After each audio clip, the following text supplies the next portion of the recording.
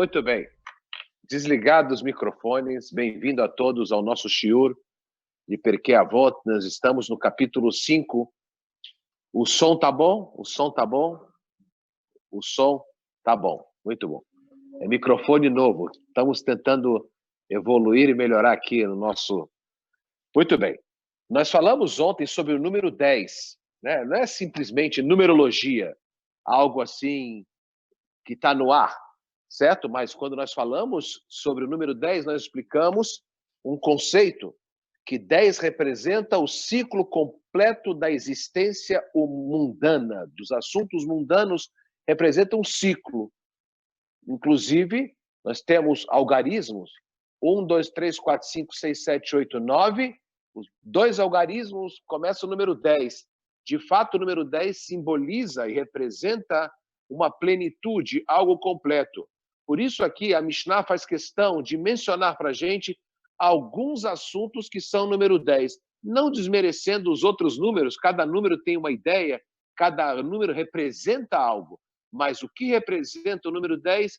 Essa plenitude na existência mundana. Quando se fala de algo mundano, a plenitude é o número 10.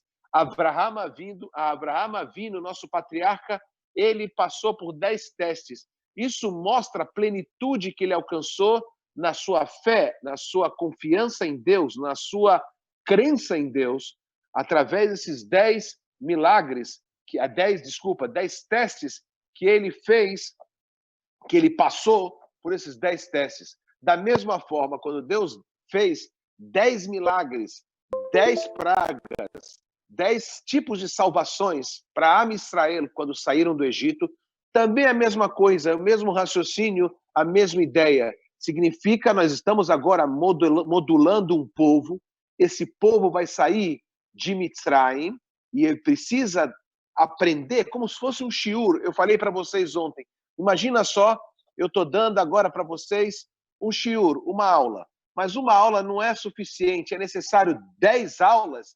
Quando você fala algo assim, parece exagero, 10 vezes significa que você aprendeu no máximo possível. Da mesma maneira, foram 10 pragas no Egito, 10 milagres com Am Israel. Isso que simboliza o número 10.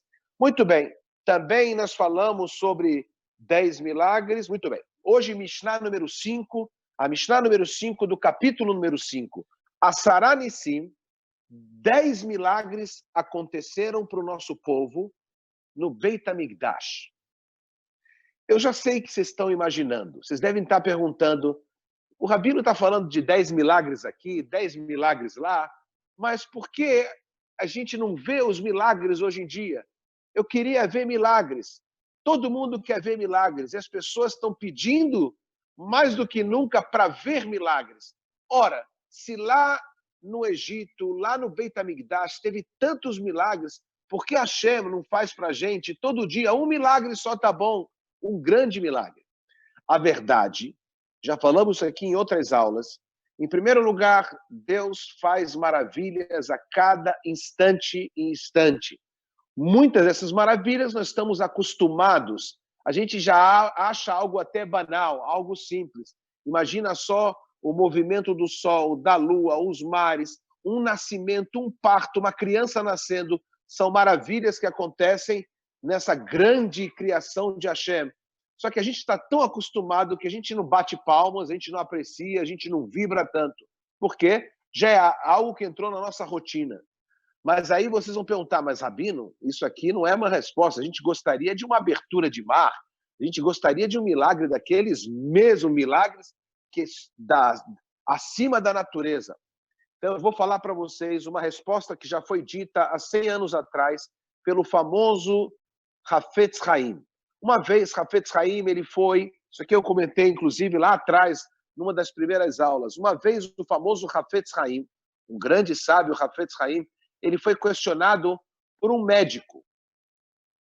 Esse rabino, ele foi até o médico, e o médico aproveitou que o rabino estava lá, e é geralmente assim que funciona, quando o rabino vai no médico, o médico faz perguntas, quer aproveitar que o rabino está lá para fazer algumas perguntas de interesse.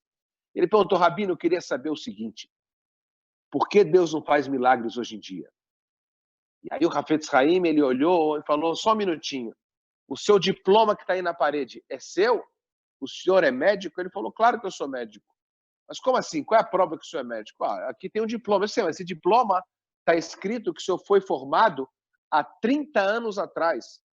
Eu queria uma prova contundente agora que o senhor é médico. Não, mas eu não preciso ficar provando a cada instante que eu sou médico. Eu já passei por uma prova lá atrás que eu fui aprovado como médico. Depois eu fiz residência, mais 2 anos, e com isso eu completei a minha carreira oficialmente de médico. Eu não preciso ficar a cada instante mostrando para o mundo que eu sou um médico. Ah, disse o Hafetz Haim, e isso você quer de Deus?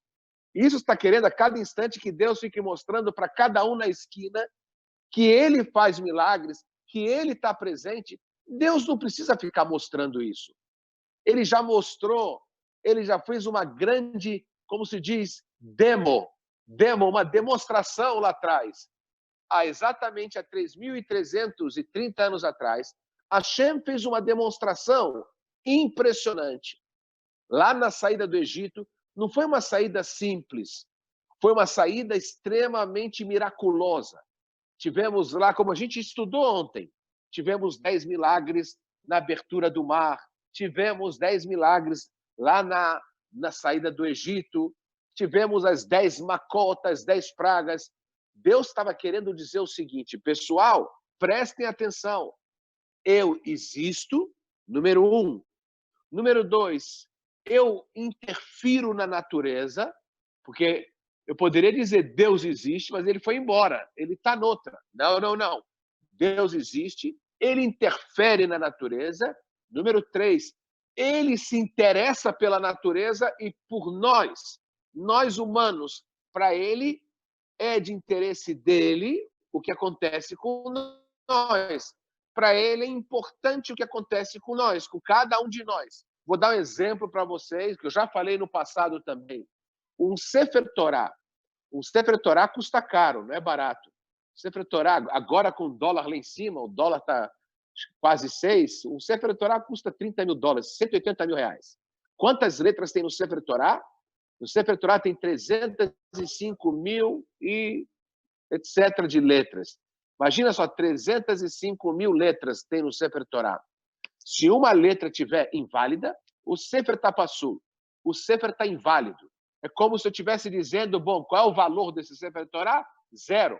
Agora não está valendo mais, porque tem uma letra que está inválida. Inclusive, só abrindo um parênteses, hoje em dia se verifica através do computador o Sefer Torah, eles escaneiam, tiram xerox, escaneiam o Sefer Torah, e aí tem um programa que analisa que você está faltando ou tem letra a mais, para evitar esse erro. E aí, o Sefer Torah está faltando uma letra das 305 mil letras e está inválido o Sefer Torah. E eu pergunto para os senhores e senhoras, para Deus é um probleminha faltar uma letra? Para Deus é um problema que está faltando uma letra? Para a gente não é. Uma letrinha não vai mudar o contexto de nada. Só que para Deus parece que sim, está interessando se está faltando uma letra, se tem uma letra a mais, ou se está certo. Para ele está interessado sim em saber se está certo o Sefer Torah. Da mesma maneira, a mezuzá, da mesma maneira, um tefilim. Se na mezuzá está faltando uma letra, ou está deformada a letra, Deus se importa com isso sim. Como também ele se importa se uma faca que o shochet ele usa para fazer um abate de uma galinha ou de um boi, se o shochet está usando uma faca e nessa faca tem uma simples deficiência, tem um defeito naquela faca, e o animal foi matado como se deve, o único problema é na faca. Ora, qual é o problema? Para a gente não tem problema, foi feito como tem que ser feito. Só que Deus fala, não é essa maneira que eu quero. Eu quero que a faca não tenha problema nenhum e tem que estar exatamente bem afiada, a tal ponto que a unha vai passar pela faca. Então, para Deus interessa? Claro que interessa. Para ele fez se interessar por isso. Não partiu da gente. Ele mostrou que é de interesse dele, que ele quer dessa maneira. Por exemplo, um exemplo simples na nossa casa. Tem coisas que, por exemplo, para muitas pessoas que estão me assistindo, vão achar, isso é bobagem. isso é bobagem que o Rabino está falando, porque não interessa. Para mim, é muito importante que eu tenha ali um prato decorativo em cima da estante. Para mim, é muito importante que aquele prato fique lá. Aí o filho meu vai falar: ah, pai, isso aqui não tem nada a ver, isso aqui não faz diferença nenhuma. Para mim é importante. O que você acha agora no momento, isso aqui é irrelevante. Para mim é importante que esse prato fique lá. Para mim é importante que esse objeto decorativo fique aqui, do meu lado.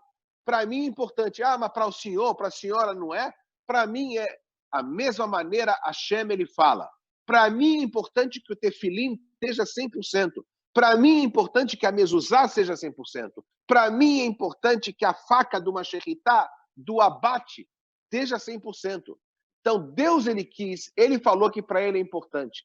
Então, nós aprendemos com tudo isso que Deus ele está presente, ele interfere na natureza. Por isso a Mishnah fala sobre essas maravilhas que aconteceram lá no Egito. E de forma qual? 10 vezes. 10 vezes, 10 milagres. Deus ele se apresentou de uma maneira contundente para a humanidade. Continua a Mishnah, número 5. 10 milagres aconteceram no Beit HaMikdash. Senhoras e senhores, o que é o Beit HaMikdash? O Beit HaMikdash não é uma sinagoga. Sinagoga se chama Beit HaKnesset. Knis, Shul, Shil, são os nomes em árabe, em Yiddish, em hebraico, para sinagoga. Beit HaMikdash era uma casa de Hashem, algo muito sagrado, que quem já esteve hoje, esses dias, quem teve, não esses dias, mas quem esteve nos anos passados, no Kotel HaMaravi, no Muro das Lamentações, ali atrás ficava o Beit HaMikdash, o grande Beit HaMikdash, o grande templo. O primeiro templo construído pelo rei Salomão e o segundo templo que foi quando os judeus voltaram da Babilônia e reconstruíram o Beit HaMikdash na primeira fase, e depois Herodes na segunda fase. Esse Beit HaMikdash, o número 1, número 2, durou 830 anos, os dois. 410 o primeiro e 420 o segundo. E nós acreditamos e nós temos fé que teremos, se Deus quiser, o terceiro Beit HaMikdash para sempre. Nós estamos esperando. O Mashiach, ele vai vir e nós acreditamos que com o Mashiach teremos o terceiro Beit HaMikdash. E é muito importante o Beit HaMikdash. Não é simplesmente uma sinagoga, como eu falei. Lá era o lugar onde Deus se revelava, a presença dele se manifestava, e nós queremos outra vez isso acontecendo.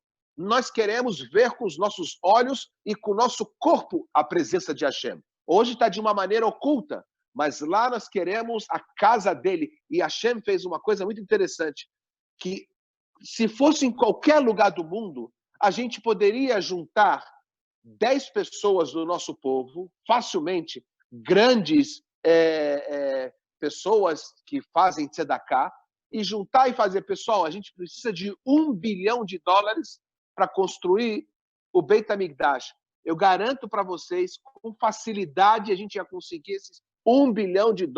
Todo mundo ia querer participar. Cada um, pelo menos quem tem, vou dar pelo menos R$100, R$300, mas a gente ia chegar nesse $1 bilhão. Aonde está o Beit HaMikdash? Nós estamos num lugar que hoje em dia não podemos construir nada lá. Vai ter que acontecer algo de uma hora para outra, e aí vai aparecer o Beit HaMikdash, porque atrás do muro tem lá uma mesquita. E essa mesquita, vocês podem imaginar, se a gente fizer alguma coisa aqui que vai acontecer no mundo, não precisa nem falar. Então, a posição é de xadrez. Para acontecer algo ali, tem que ser uma coisa sobrenatural. E aí vai ter o terceiro Beit HaMikdash. E o que acontecia no Beit HaMikdash? No primeiro Beit HaMikdash, principalmente, acontecia 10 milagres. Quais são os 10 milagres? Eu vou relatar para vocês. Aqui tem que relatar, porque vou ler a Mishnah rapidamente e vou ler já direto em português.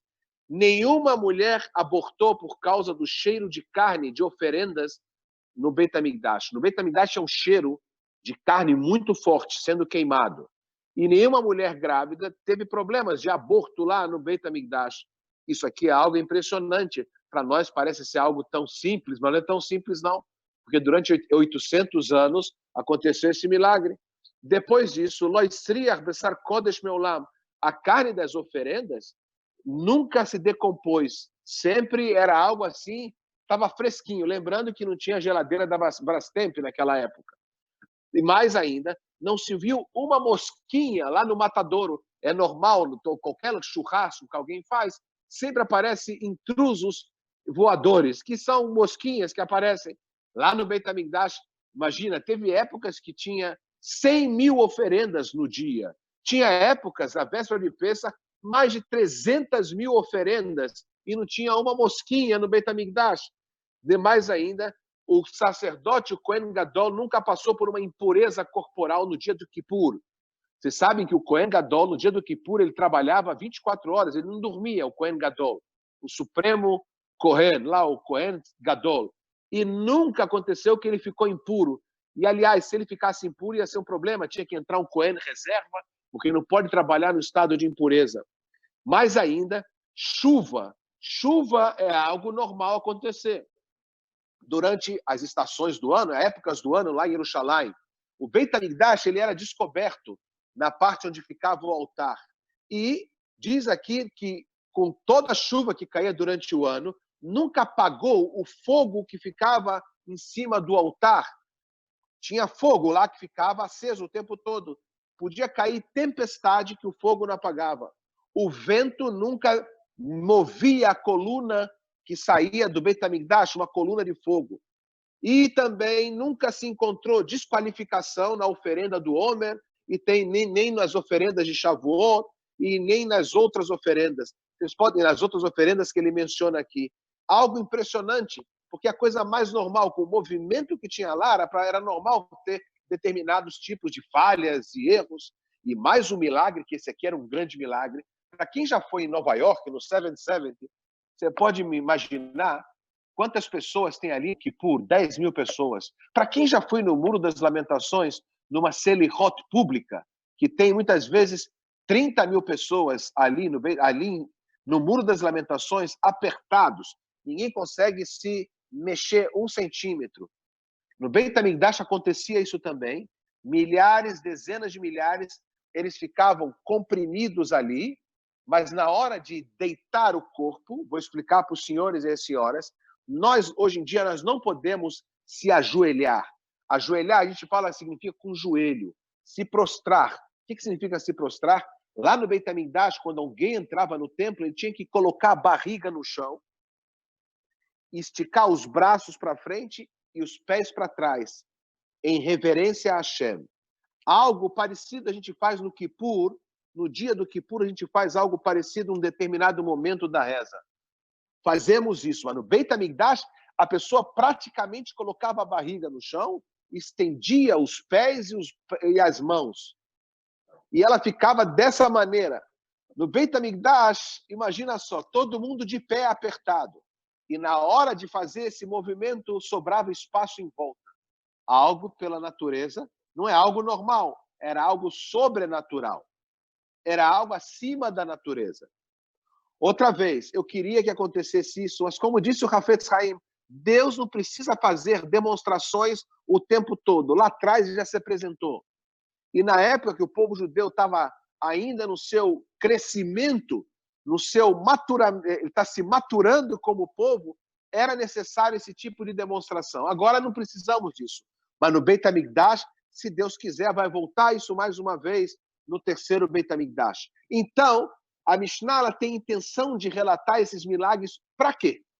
Ótimo, aconteceu. E o que isso aqui interfere na minha vida? Então, a explicação que nós temos é a seguinte. Deus está querendo mostrar quanto nós somos amados. Vocês sabem que uma das coisas mais preciosas que tem é você se sentir amado. E o pior é se sentir odiado. Então, Deus, ele sente que é importante mostrar que ele ama a gente. Então, ele faz as demonstrações que nem muitas vezes uma pessoa que você ama, você também demonstra atos de bravura, de heroísmo, você luta, você faz tudo por as pessoas que você ama. O certo, por exemplo, é você não sair de casa. Mas tem vezes que agora está precisando de alguma coisa na farmácia, você vai lá, para trazer essa coisa para a farmácia para alguém, algum familiar seu que está precisando, porque você ama. E não tem coisa melhor de você se sentir amado, amado por alguém. E muito mais ainda será sentir amado por Hashem. Por isso Deus faz esses milagres, essas maravilhas que ele fez lá atrás e também faz. Eu não preciso muito voltar o tempo atrás, mas pelo público que está me assistindo, todo mundo lembra o que aconteceu no mundo em 1991, a Guerra do Golfo. Caíram quase 40 mísseis em Israel. E o que aconteceu? Nada. Absolutamente nada. Ah, isso não foi milagre. Ah, não foi milagre? Eles apontaram exatamente, as casas lá caíram exatamente em casas que estavam vazias, em casas que não tinham ninguém, e, além disso, ninguém foi afetado. Teve alguém, uma pessoa que faleceu, mas faleceu por causa da máscara, a famosa máscara. Mas 40 mísseis caíram. Um míssil caiu na Arábia Saudita e morreram dezenas de pessoas. Ah, isso aqui não é milagre. Se isso aqui não é milagre, então o que é milagre? O mar tem que se abrir? O sol tem que parar? Então, acontecer, acontece, só que nós temos que prestar atenção para esses milagres. Tem vezes que a pessoa ela perde um ônibus, ela perdeu o avião, e aí depois ela ficou sabendo que deu um problema naquele avião, naquele ônibus. Isso aqui, para você, foi uma salvação. Eu não diria que foi um milagre, mas foi uma salvação. Da mesma maneira, quando acontece uma coisa, significa que Deus está falando para você, I love you, eu amo você. Isso que significa esse milagre que acontecia no Beit HaMikdash. Deus está mostrando que ele ama a gente, ele cuida de nós e se dedica ao seu povo. Número 2. E para quê? Qual o objetivo disso tudo? Para nos inspirar ao nosso comprometimento com ele. Porque Deus vai falar, ok, eu gosto de vocês, I love you, amo vocês. E aí, so what? Isso aqui tem que ter uma via, não pode ser one way, só de uma via, é de duas vias. Ah, Hashem, ele gosta de mim, então eu vou fazer por ele também. Ele está mostrando, assim funciona no qualquer relacionamento. Eu tenho o meu filho, eu gosto dele, eu vou dar para ele comida, mas eu também quero dele de volta. Eu quero respeito, eu quero que ele estude, eu quero que ele faça as obrigações dele. É dois caminhos, duas direções. Então, isso nos inspira a um comprometimento a servir a ele. Número 3, aqui também acontece uma outra coisa quando a gente escuta sobre esses 10 milagres que aconteciam no Beit HaMikdash. Isso aqui nos dá ansiedade para que volte outra vez o terceiro Beit HaMikdash, que o templo volte outra vez, que tenha o Beit HaMikdash mais uma vez conosco. Isso traz um sentimento, uau, eu quero isso de volta, eu quero que isso aconteça. E, de fato, na nossa reza, está cheio de situações, cheio de frases que nós pedimos, Sheibaneh Beit HaMikdash, que volte o Beit HaMikdash. Na hora de um casamento, debaixo de uma rupá, a gente quebra um copo, o famoso copo é quebrado para lembrar do Beit HaMikdash, para lembrar de Jerusalém, que ainda não estamos 100% completo. Precisamos do Beit HaMikdash conosco mais uma vez. Então, o tempo todo estamos lembrando disso aqui. No judaísmo, parece que é algo assim, a gente fica o tempo todo, nós temos uma ansiedade para isso. É para despertar essa ansiedade para todos nós. Muitas vezes nós não temos ansiedade para isso, temos ansiedade para outras coisas, mas temos que ter ansiedade também para o Beit HaMikdash. Muito bem. Mais um detalhe também que eu não falei aqui, para terminar, dos 10 milagres. Nunca aconteceu naquela época que uma cobra e um escorpião prejudicaram alguém em Jerusalém. Era muito comum naquela região, né, até os dias de hoje, é um lugar árido, com muitas montanhas, muita areia, ter cobra e escorpião. É algo normal. Só que nunca aconteceu que prejudicou. Tinha cobra, tinha talvez escorpião, mas nunca teve um caso que alguém se prejudicou com uma cobra e escorpião ali em Jerusalém. E mais ainda, Velo Amar Adam, Lechaverot Salemakom Shealim Jerusalém. Nas épocas das festas, Shavuot, que é a semana que vem, Pesach, Sukkot, na época das festas, milhões de pessoas iam para lá. Milhões de pessoas iam para Jerusalém. E nunca ninguém falou, está demasiadamente apertado o lugar aqui para pernoitar aqui em Jerusalém. Nunca ninguém falava isso. Imagina só, ninguém chegava e falava, aqui está incômodo aqui em Jerusalém. E olha, quando está apertado em algum lugar, o lugar fica incômodo. Fica um monte de gente, é apertado. Você vai no supermercado, está cheio de gente. Alguém já foi no Rio de Janeiro, dia 31 de dezembro? Conhece como funciona no Rio de Janeiro, dia 31 de dezembro? As ruas estão cheias, não dá para se locomover, não dá para andar ali no calçadão de manhã, estou falando. Não dá para andar lotado. O que você fala? Está apertado, está incômodo. Em Jerusalém, isso não acontecia. Pelo contrário, quanto mais gente, mais vibração, mais elevação, as pessoas sentiam algo especial. E com isso terminamos a Mishnah número 5. Mishnah número 6. Diz a Mishnah o seguinte. Essa Mishnah aqui também é uma Mishnah um pouco complexa, mas ela fala sobre algo interessante. Asarad Dvarim Nivreu Berev Shabbat Ben Ashmashot. Vocês sabem que o mundo foi criado há 5.780 anos atrás. E quando o mundo foi criado, no primeiro dia foi criado isso, no segundo dia aquilo, no terceiro, etc, etc, etc. Quarta-feira as luminárias, quinta-feira, sexta-feira. E na hora do crepúsculo, na hora do pôr do sol, foram criadas 10 elementos. 10 assuntos foram criados naquele momento tão importante, quase na entrada do Shabat. A Mishnah ela fala isso aqui. É claro que por detrás dessas palavras aqui tem muita mística, muita Kabbalah, tem muita coisa profunda, mas agora vamos pegar de uma maneira mais simples, para a gente entender o que ele quer dizer. Diz a Mishnah, 10 assuntos foram criados na hora do crepúsculo. Quais são? A boca da terra para tragar o Korah. Vocês sabem que teve um elemento na história que viveu na época de Moshe, um homem extremamente elevado, espiritual, um homem eu diria que ele estava no segundo escalão do povo judeu, chamado Korah. Ele era primo de Moshe Rabbeinu, era da família de Moshe Rabbeinu, e ele quis fazer uma revolução contra Moshe Rabbeinu.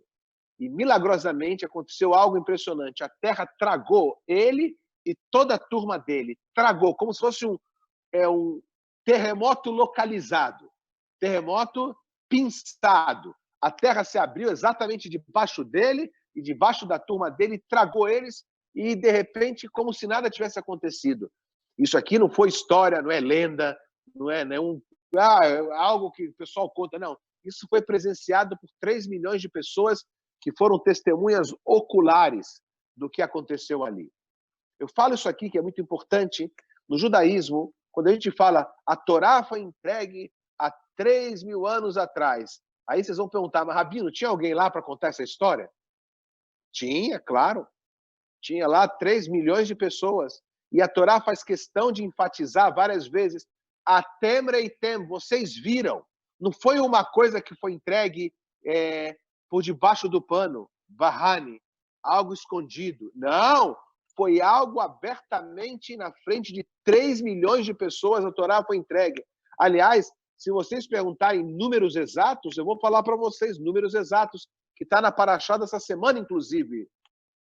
Na Parashá dessa semana fala sobre o número do povo judeu lá na saída do Egito e durante o tempo lá no deserto.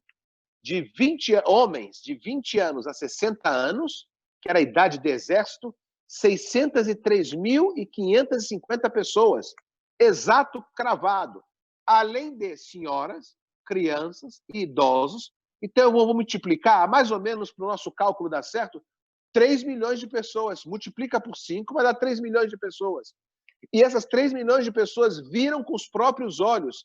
A Torá não foi dada na frente de 12 pessoas. Ou simplesmente o nosso profeta subiu no burro branco no céu e ninguém viu nada, ninguém conta nada. Ninguém sabe de nada. A gente acredita no profeta. Não tem isso. A gente viu com os próprios olhos Moshe Rabbeinu subindo o Har Sinai, subindo o Monte Sinai. E lá recebeu a Torá na frente dos nossos olhos, não nossos olhos que estamos aqui agora presente.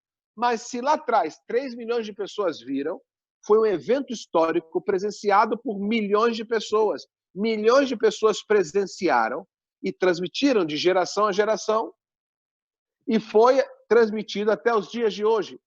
Então, é impossível que isso aqui foi um blefe. Estavam blefando. O pessoal contou, mas ninguém viu, ninguém sabe direito. Foram só a cúpula que viu. Não teve cúpula nenhuma, todo mundo viu, todo mundo estava presente. Isso mostra que Deus fez questão de mostrar o evento histórico na frente das pessoas, para se transformar num evento histórico. Que nem eu vou contar para vocês agora uma história. No ano 2001, 11 de setembro, em Nova York, 2 torres caíram. Por que caíram? Porque resolveram, o governo americano, implodir aquelas 2 torres. Vocês vão falar para mim, Rabino, isso é impossível. A gente sabe muito bem que não foi assim a história. Foram 2 aviões que caíram na Torre 1, na Torre 2. E esses aviões caíram e destruíram, e a torre caíram. E a gente sabe disso, e ninguém vai desmentir essa história, porque ela foi presenciada na frente de milhões de pessoas que estavam presentes ali vendo, não só televisão, não só transmissões pela internet, que estavam ali presentes vendo aquela cena trágica, infelizmente. Ah, mas pode ser que daqui a 100 anos os anti-americanos, os anti-imperialistas, eles vão falar: não, isso aqui foi uma mentira do mundo imperialista que inventaram. Tudo. Eles podem tentar falar. Como hoje em dia, infelizmente, tem pessoas que tentam desmentir o Holocausto. Eles vão tentar a vida inteira, mas não vão conseguir desmentir o Holocausto. Eles vão tentar, mas não vão conseguir. A história não dá para desmentir quando ela é presenciada por milhões de pessoas. Milhões de pessoas estavam lá. Se milhões de pessoas estavam lá, não tem como desmentir isso aqui. É impossível desmentir. Então, a nossa Torá, quando ela foi entregue no Har Sinai, ela foi presenciada por milhões de pessoas, não tem como desmentir. Então, aqui ele fala o seguinte: aquela história que aconteceu lá do Cora foi presenciada. E vocês sabem quando aquilo lá foi preparado, aquele lugar onde ia ser tragado Cora na criação do mundo, de acordo com estou seguindo aqui o comentarista Rabino Obadia de Bartenura, ele fala que aquilo foi já programado para acontecer quando? Na criação do mundo. Depois vou explicar para vocês por que justamente esses 10 assuntos. Mais um assunto, o Piaber teve um deserto, teve um poço que acompanhou o povo judeu 40 anos no deserto. Vocês sabem disso? Um poço que ele era uma fonte de água melhor do que a São Lourenço, melhor do que a água prata, uma água maravilhosa, que o povo ele bebia daquela água durante o tempo de estadia no deserto. Eu arredondei para 40 anos, mas não vou entrar agora no aspecto do cálculo técnico. Mas dali eles bebiam aquela água. E esse poço também, ele já foi preparado desde quando? Na criação do mundo, na hora do crepúsculo. Assim também, Piaton, aqui também é uma outra história famosa. Bilam era um profeta que ele queria amaldiçoar o povo judeu. Ele foi contratado na época pelo Balac, há 3.000 anos atrás. Esse Balac queria contratar um feiticeiro para amaldiçoar o povo judeu, que no final ele não conseguiu amaldiçoar, pelo contrário, ele deu brachot para a Israel. E ele tinha um burrico. E esse burrico, num determinado momento, ele ficou tão revoltado que o Bilam estava indo fazer essa missão, uma missão tão horrível de amaldiçoar o povo judeu, que o burrico ele recusou. Ele não foi, ele não queria ir, ele estava se recusando, mas o Bilam batia nele. Chegou um ponto que o burrico começou a falar, literalmente começou a falar, algo que não é normal animais falarem pela Shona Kodesh. E isso aqui foi decretado lá atrás, na criação do mundo, que ia acontecer esse fenômeno desse burrico falar. E que mais? Mais alguns detalhes. A Keshet, o arco-íris, a Matê, o cajado de Moshe, também foi criado naquele momento. A Shamir tinha um verme que quem já foi no Muro das Lamentações percebeu algo fantástico. As pedras originais, não aquelas pedras que estão lá em cima, para quem está no muro, aquelas pedras que estão lá em cima são recentes, 200, 300 anos atrás. Mas para quem vai nas escavações, vai perceber que as pedras são impressionantes. Tem pedras de 13 metros de comprimento, pesando toneladas e toneladas, e as pedras são retinhas. Como pode ser? Então tinha um determinado tipo de verme que ele comia, como se fosse um cupim, que ele comia a pedra, e isso aqui fazia que o quê? Que a pedra ficava impressionantemente retinha, retinha, retinha. E esse verme também foi criado quando? Na sexta-feira da criação do mundo. Por que a Mishnah está falando tudo isso? Depois, se Deus quiser, eu vou falar, mas só para terminar aqui, a Shamir, a Ktav, a Mirtav e a Luchot. Além disso, também as tábuas da lei, a escritura que nela tinha nas tábuas da lei, e não somente isso, a própria escrita era uma maneira impressionante, porque dava para ler os 10 mandamentos dos 4 lados, da frente, de trás e das laterais, era possível ler os 10 mandamentos. Tudo isso aqui foi criado e projetado, e a própria pedra onde foi escrito os 10 mandamentos também foi projetado e já programado na criação do mundo. E tem opiniões que dizem o túmulo de Moshe Rabbeinu. O túmulo de Moshe Rabbeinu também, que foi enterrado ali na Jordânia, ninguém sabe onde está, mas esse lugar também foi programado para quando? Foi programado na época da criação do mundo, na hora do crepúsculo. Por que tudo isso naquele horário? Qual é a intenção de Deus? Tem um motivo, tem uma razão porque tudo isso foi criado naquele horário, na hora do crepúsculo, tanta coisa para criar. Por que justamente essas 10 coisas? E por que naquele horário? Por que naquele momento, antes da entrada do Shabat? Tem um motivo. E esse motivo, se Deus quiser, eu vou falar para vocês domingo, quando estaremos todos juntos mais uma vez. Eu vou explicar o porquê e a razão desses itens, porque eles foram criados justamente. É uma Mishnah difícil, mas se Deus quiser, vamos explicar na semana que vem, no domingo. Gostaria de desejar para vocês Shabbat Shalom, que todos nós tenhamos um bom Shabbat, Shabbat Mevarchim, um Shabbat especial, que é o Shabbat que vamos abençoar o próximo mês, mês de Sivan, que é o mês da festa de Shavuot, e se Deus quiser, teremos Rosh Chodesh, o início do novo mês, de uma nova época, no dia de domingo, Rosh Chodesh Sivan, que tenhamos não só um novo mês, mas uma renovação de ânimo, e que possamos, se Deus quiser, ter não somente uma renovação de ânimo, que Deus mande coisas boas e novas, positivas para todos nós. E aí eu aproveito para dar uma recomendação para aqueles que têm Tehillim, quem tem os salmos em casa. Shabat é um bom dia para ler, além da Tefilá, ler os salmos do rei David, e lá mentalizar que Hashem dê para todos nós um bom mês, e se Deus quiser, que em breve possamos sair dessa situação de quarentena para uma outra situação positiva, se Deus quiser. Amém. Shabbat Shalom. Abrindo aqui o microfone